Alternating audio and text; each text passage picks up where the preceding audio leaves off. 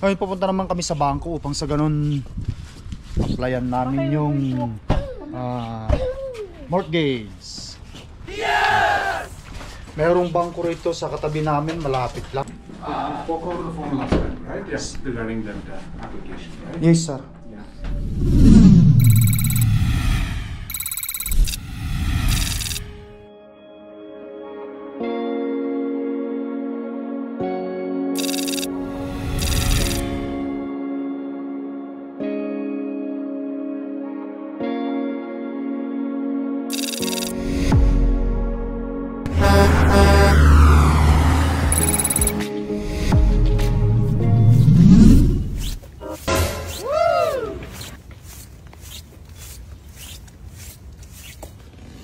Okay, medyo mas maluwang ito. So, dito pala, mas maluwang pala ito. So that's the first bedroom? First bedroom. Okay, that's good. Your windows. Some windows, first bedroom. And then that's the closet. Okay, so ito yung gitna. Tapos this is the second bedroom? Second bedroom, yes. Okay, so second bedroom. May closet din. May bintana.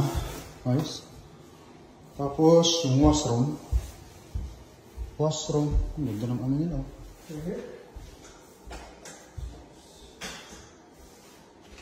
So washroom is over here. Luwang naman. The washroom is so big. Yeah. Huge. So is this brand new? They just install this? Yeah, this is all renovated.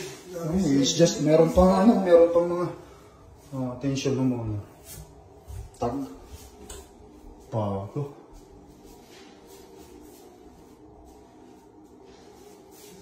Oh. I went there. Tapos dito yung This is the laundry? This is the laundry room.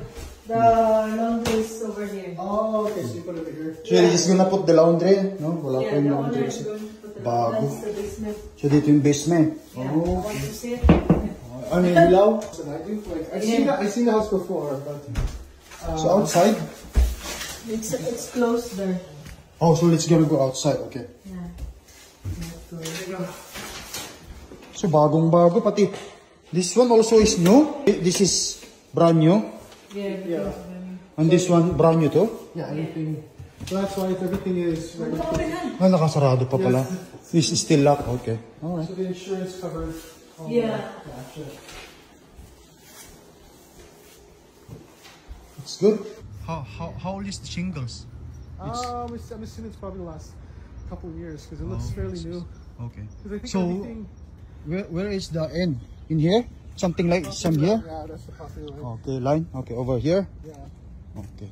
So in this other side here, probably here or that wood over or It's the probably bush. I'm not too sure exactly, but it's probably halfway. Oh, halfway over there. Maybe halfway. Okay. We'll have to get with to see the property line on the survey if they have one. Yeah. Let's go in the other side. Yeah. Di ba? Here. Okay, let's go. Tignan natin sa likod, guys. Kung maaari natin ipagawa rito sa likod. Kung sakali man matuloy-tuloy na makuha namin ito.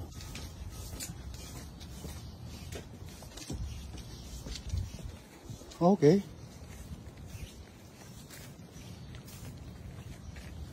This is the garage, just a parking pad. Yeah. You can do also something like this, right? Like a roll up. Yeah, I think there's enough space because it has to be like a certain amount, like 20 by. Luwang din mula Yeah, dito I think it's enough space. sa kabila. So all the way there. You Yeah. probably have enough space if you were to build one.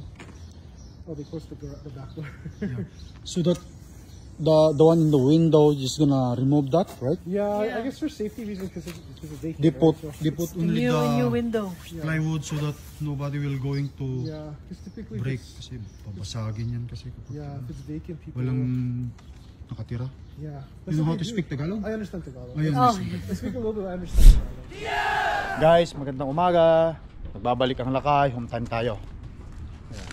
Sa previous video vlog natin guys, nakita natin yung pinuntan namin ni Mrs. na bahay doon sa kapitbahay lang namin. Ngayon pupunta naman kami sa bangko upang sa ganun applyan namin yung mortgage. Merong bangko rito sa katabi namin, malapit lang. Maglalakad na lang kami kasi napakalapit lang yung bangko rito sa lugar namin eh. Yan. Subukan namin mag-apply ng mortgage ulit ni Mrs. Pangalawang mortgage namin. Tignan natin kung kita yan. Tignan natin kung ma-apply tayo. Or ma-approve tayo. Kaya naman medyo malakas ang loob namin ni Mrs. kumuha kasi itong bahay namin 50,000 na lang yung kulang dito. So ang price nito sa market ngayon is nasa 30,000. 300,000. So meron na kaming equity na 250,000. So yung equity na yun ipapagulong natin para kumuha pa ng isa pang property. Baka sakaling ma-approve nga tayo. Ayan. At kung sakali man, gagawin nating rental. Invest tayo sa ating kinabukasan. Baka sakali lang ha. Ayan. Ha? It's never too late. It's never too late, right? Kasi mahirap lang tayo nung kabataan tayo. Oo. Kumbaga, nung nasa Pilipinas tayo, nangarap tayong mag-abroad para yun naman talagang Goal. Pangarap. kasi hindi naman tayo mayaman sa Pilipinas. Hindi din tayo nakapag-graduate ng magandang course. Bebe, hurry up. Kumbaga, matanda na tayo natupad ang mga pangarap natin. But we still But keep still, rolling. yeah. It's never too late. It's never too late. Invest lang. Malay natin. Yeah. The goal is Umasenso. Hindi magmukhang parang asinsado. the goal is to be rich, Aha. not to look rich. Not to look rich. Sabi naman ni Bake. What did you say, Bake? What did you say? The goal is The goal is to look rich and to be rich. Once again. the goal Is is to look rich and to be rich. The goal is to Yeah. look rich and to be rich. Tama naman. Walang Oo. masamang mangarap. Right? For the future of ating mga anak yan. Lapit lang dito yung bangko, guys. Tara. Ganda na ng klima ngayon. Lakad-lakad lang kami. Yung dalawa, ang uwi ng dalawa hapon 3:30. Pero mamaya meron silang doon, may mga school gathering sila, ano. Do not walk into the water, bebe. Baka mamaya madulas ka eh. Tara na nak, bilisan na nak. Lapit lang, doon lang sa may kanto na yon, guys, yung yung bangko. Kaya naman hindi na kami magsasasakyan. Meron pang church dito, ayun oh. Kumbaga dito sa lugar namin, guys, tabi-tabi may church dito. Lalabas ka doon, lalakarin mo, nandun yung Sipway. Kumbaga sa malaking grocery. Ayan, sa main na road na yan. Mga ilang dipa lang, grocery na yon. Doon naman sa amin, paglabas doon sa garahe, madalas nyo man nakikita sa mga video ko, hurry up! Paglabas mo doon sa kanto, nandun na yung school ng mga bata. Yan yata, ano? Come here. Ano ba yan? College? Meron din pala yan, oh.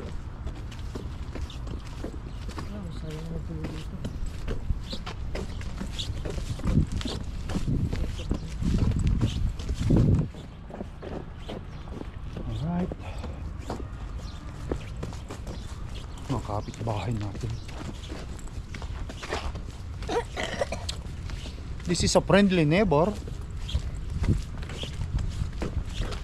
Friendly neighbor. For sale, mga bahay. Ano? Ganito lang pala yung ports, ano? Harapan? Front porch. Ganda. Wala pang 5 minutes siguro yung paglalakad namin mula dito hanggang dyan sa bangko na yan. Diyan na rin mismo kami naka-mortgage kasi dito sa yung bahay namin doon. Yun din kami nagbabayad ng mortgage kaya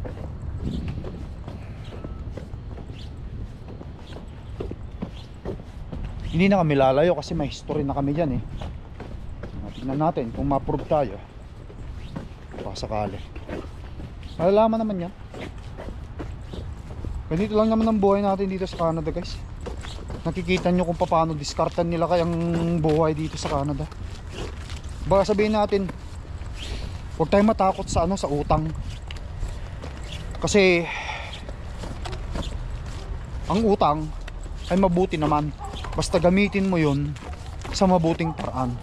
Huwag kang uutang ng pambili mo lang ng luho mo. Dapat kapag umutang ka, siguraduhin mo mag-generate siya ng pera, no? Para sa ganun kahit paano, yung inutang mo kumikita, in the long run, doon ka na rin kikita. Iwasan lang natin yung umutang para sa luho ba. You guys, you know what I mean, right? So ayan na guys, oh. Ayan na yung bank. Now we are here in the bank. Diba? Sabi ko sa inyo, lapit lang ng bangko dito sa amin. Yeah, see? Oh. Andiyan na rin yung malaking grocery.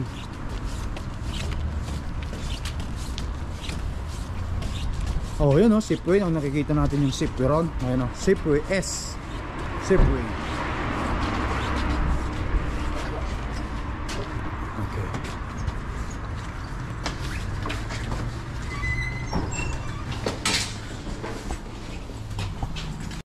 Dito ka ba yan? Oh, thank there's you. Another extra. Oh, sorry. Dito sa malapit. Spoke over the phone last time, right? Yes, regarding that application, right? Yes, sir. Yeah. So basically, when I was looking at it, you have a lot of obligations here. So that's why I just thought, okay, we need to talk about this before we proceed. Personal. Okay. So.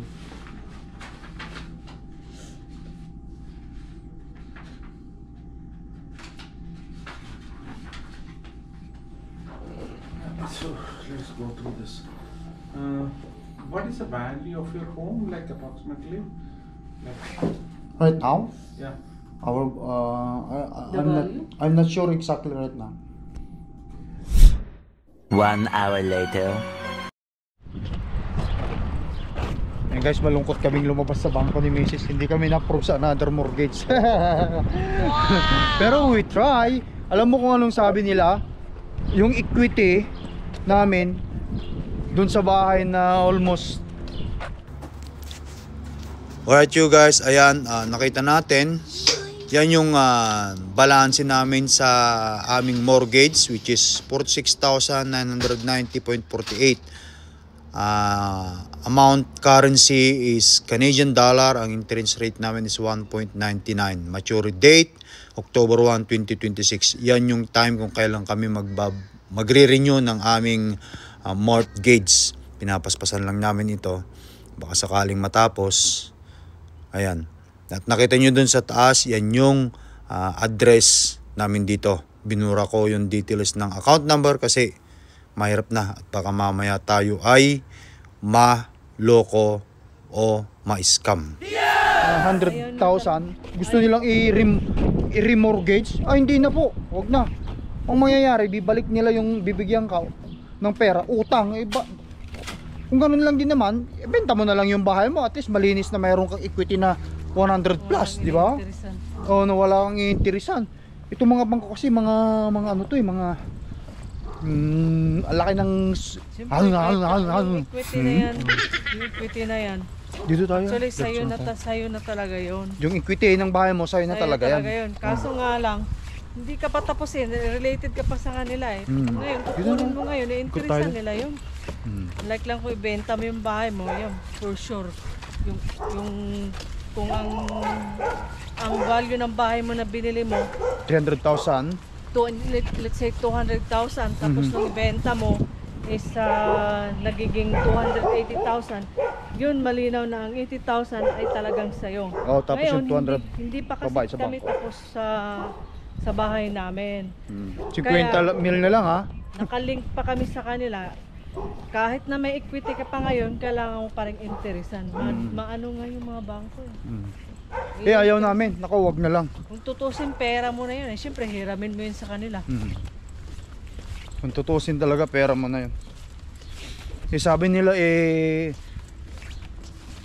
ang may bibigay pa lang nila kamo sa equity, kung, let's say kung ang equity mo na ano, kasi yun ang sabihin natin 80%, kung ang equity mo is 150,000, 80% lang ibibigay nila, tapos parang utang yun, iinteresan mo pa sa kanya, hindi na.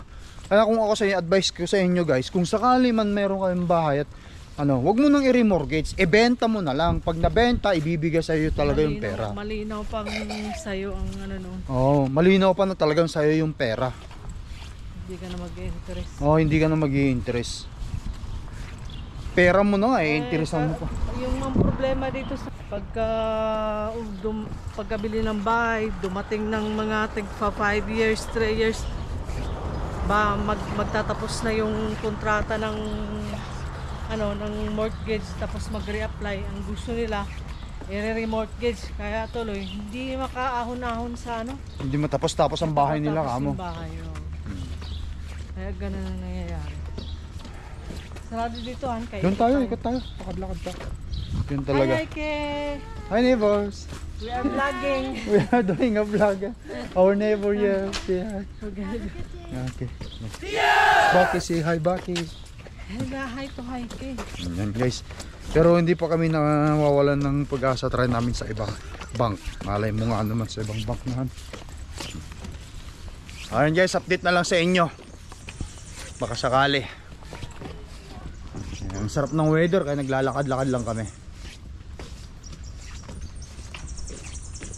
Baki! Hinto ka, hinto.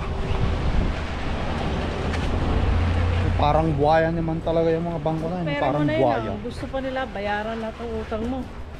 Pera mo Kasi na. mortgage mo ngayon yung bahay mo. Ano na magkakatalo doon? Yung interest rate ng mortgage. Let's say kung ang interest rate ng mortgage is 6%. Eh ang interest ang laki-laki kasi lahat nga ng utang mo i-calculate nila yung lahat yan eh. Pabayaran mo lahat. Bayaran mo yung lahat. Ano sila? Kaya nga sabi ko sa inyo yung mga bangko. Nag-interest ka na doon sa there's no point din kasing paspasan, bayaran mo lahat ng mo naka-calculate na yan lahat sa Kunwari yung loan mo sa car, nakalculate na yung interest na yan, gusto mong bayaran right away, di parang wala pang 2 taon, bayad mo na yun, di although parehas lang din naman, kung may pera ka talaga, pero tayo hindi naman. So ang mangyayari sa mga bangko, kailangan mong bigla yung bayarin yun. Yung loan mo na sasakyan, nakakalculate na 2 taon pa, o di na-advance na nila yung pera nila. Hindi na. Kaya ang masabi ko nga sa inyo, parang buhaya yung mga bangko rin. Hindi bale na, hindi tayo natuloy, pero try namin sa ibang bank, malay mo. Kausapin namin yung realtor. Meron siya may suggest. Yan guys. We will come back. Abang-abang lang. Malay mo nga. Kasi yung bahay na tinignan namin guys, meron kaming kakilalang kukuha na kasi re-renta na agad kasi. So nga lang, baka hindi matuloy, wala rin. Go na. Let's go. Sayang nga kung sakali, meron ng renter sa Let's go.